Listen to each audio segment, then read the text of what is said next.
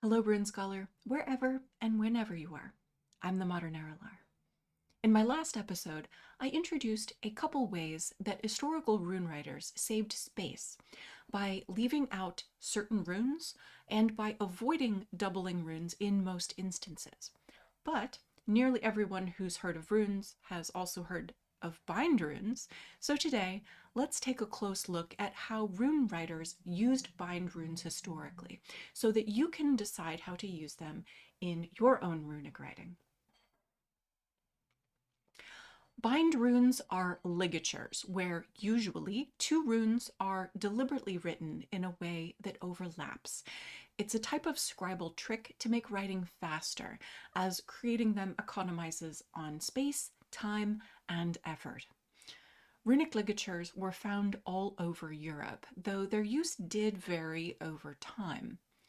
The contexts from which we recover inscriptions where a rune writer used a bind rune suggests that they were produced both by those with a literate, learned background, as well as by common people who probably did not have an ecclesiastical education, which could tell us that bind runes survived among rune carvers as part of a native tradition.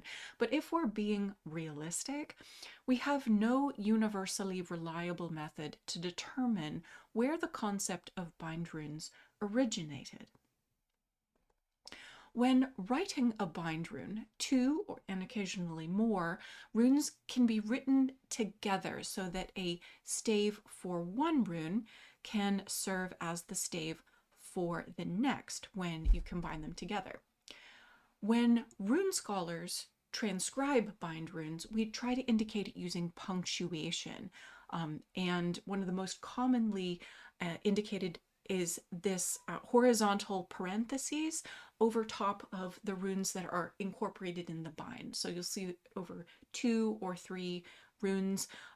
You can bind 2, 3, sometimes 4 runes. In one extreme example, 5, though this is rare. You will also see bind runes punctuated in transcriptions using parentheses or other mechanisms to try to indicate. Sometimes in databases you'll see it with an equal sign in order to try to show that these two runes are actually joined with each other. To show some historical examples, on the tunestone we see the syllables dagas onsus, da, and hagalas onsus, ha, written in bind runes. So you've got the dagas here, and off the side stave you've got the onsus, where the stave is reused here, and then the hagalas is here, and the onsus is off the stave on the side of the hagalas as well. And this means that the rune carver here has saved a couple of staves worth of effort in carving on this particular stone. On the Kragehul spearshaft, a triple instance of a bind combining gebu and onsus may be an abbreviation of the phrase gibu auya, meaning I give good luck, or an onomatopoeia for a roar, kind of like go, go, go, which you can hear in go, go, go as well. We can see several other bind runes sprinkled throughout the inscription here as well. Only a few inscriptions use more than one bind rune in the whole of the inscription, and none seems to do so with complete consistency, or in other words, taking advantage of every opportunity for ligature. Which runes did rune writers bind historically? Well, in the Elder Futhark, bind runes incorporating the Ewas are well represented, as are onsus and hagalas, with urus, dagas, and gebo also occurring. Bind runes involving the Esau's rune, indicating I, the one that's just a single stave, they're never really able to be proven conclusively because it's got no twigs to it. But Jackson Crawford suggested a bind rune combining Esau's and Ingvar's may appear on the Tanem stone from Sør-Trøndelag in Norway. Not all rune scholars agree that this is the case, however. The transcription in the runische Schriftlichkeit in den germanischen Sprachen database, or the runes database, runesdb.de, for example, the transcription there does identify Esau's but not Ingvar's in this inscription. And if you scroll to the second of the photos of the Tanem stone in that database, you can have a look and squint at it for a while, like I did. Though they were distributed across Europe, we do not have evidence in all geographic areas for the use of bind runes. Michael Barnes pointed out that in the small set of Irish inscriptions, to date, it really shows no certain evidence that their rune writers used bind runes, though we have a possible bind rune, All's Mon, in IR 10, and possibly others in IR 9 and IR 14, though those are not certain. We have several possible examples from Greenland, though the majority of the corpus of Greenlandic inscriptions is still, as yet, unintelligible. They were also not consistently used over time. In early inscriptions, rune writers used bind runes for stenographic reasons, economy of labor or space, similar to the use of ligature in other writing systems. But use was both sporadic and idiosyncratic. According to Mindy MacLeod, who has written the most extensive book on this topic, generally they occur in an apparently random fashion, in only a few words, and for no readily discernible reason, though she does point out a small group of inscriptions where bind runes appear to have been a more deliberate choice, and one that is not purely stenographic. In Elder Futhark, bind runes occurred most often in the Järsberg formula, and examples include this Järsberg stone with 4 bind runes comprised of Hagalaz Onsus, Onsus Olgis, and Ewas Raido.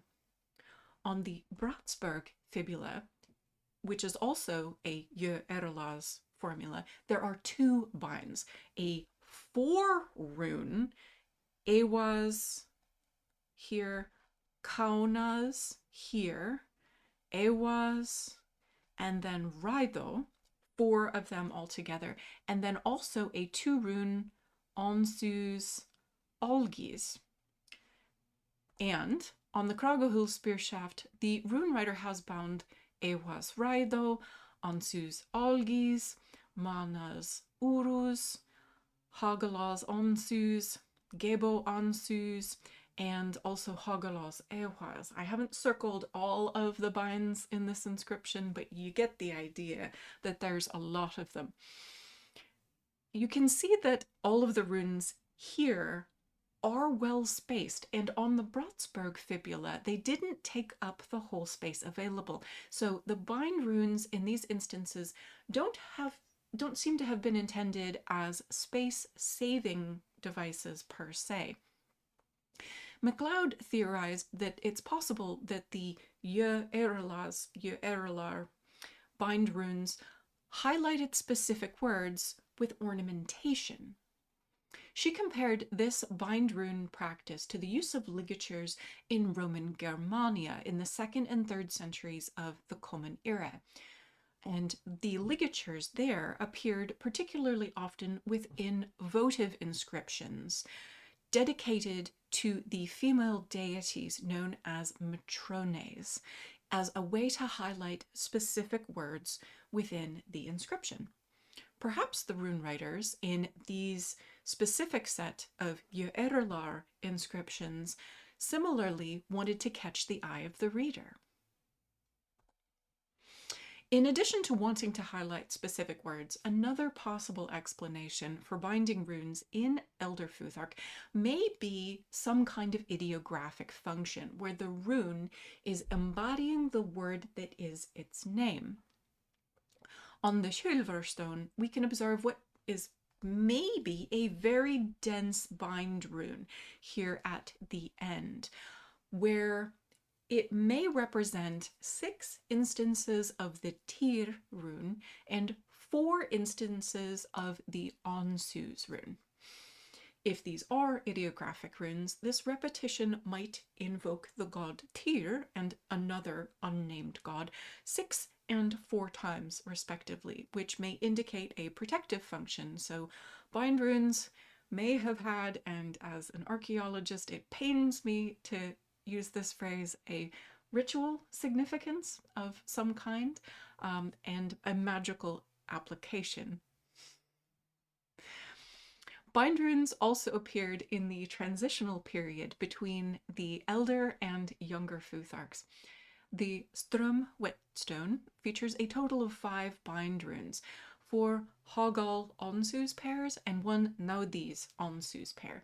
And we can tell that this is a transitional inscription because of the Sol and Kenaz runes in this particular inscription, which are transitional in their form. Anglo-Saxon rune writers also occasionally availed themselves of binds. On the Whitby comb, we see 4 bind runes, including a triple bind of Hegel, Evas, and Lagu. And other instances include the Thames Mount, a ring from Graymore, Cumbria, the Undley Bractet, and St. Cuthbert's Coffin. I've concentrated here mainly on bind runes in older runic inscriptions, but many of you will want to know about bind runes during the Viking Age.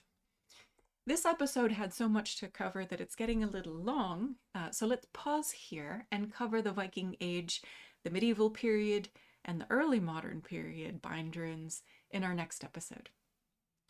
Thank you for writing the runes with me, the Modern Erilar.